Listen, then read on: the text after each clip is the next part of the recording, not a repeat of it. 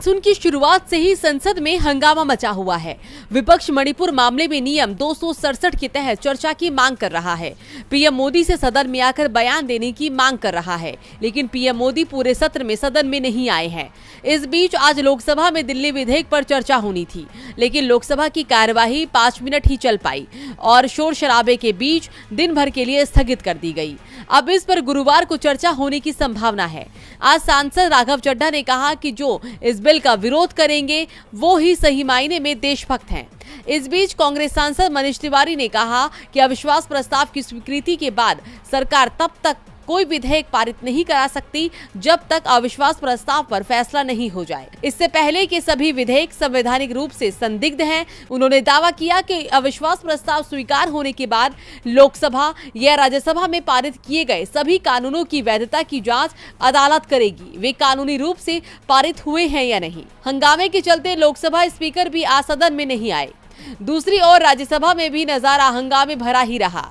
विपक्ष ने राज्यसभा के सभापति जगदीप धनखड़ से पीएम को बुलाने की मांग की, लेकिन सभापति ने साफ कर दिया कि मैं ये निर्देश नहीं दे सकता और दूंगा भी नहीं। इस बीच मणिपुर मामले में चर्चा कराने के लिए नियम 267 के तहत दिए गए सभी 60 नोटिसों को सभापति ने अस्वीकार कर दिया, जिसके बाद विपक्षी दलों ने राज्यसभा से वॉकआउट कर दिया। विपक्ष अपनी मांग पर अड़ा हुआ है कि प्रधानमंत्री नरेंद्र मोदी सदन में मणिपुर मामले में बयान। वहीं बीजेपी का कहना है कि विपक्ष इस मुद्दे पर बहस नहीं चाहता। सरकार नियम 176 के तहत बहस को तैयार है। हरियाणा के गुरुग्राम के नूह में आज भी तनाव दिख रहा है। जगह जगह पुलिस बल तैनात है।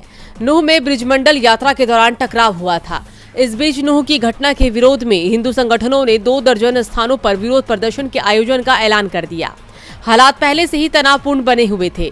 ऐसे में दिल्ली, हरियाणा और यूपी में होने वाले प्रदर्शनों को लेकर चिंता और बढ़ गई। इन पर रोक लगाने की मांग के लिए सुप्रीम कोर्ट में याचिका दायर की गई।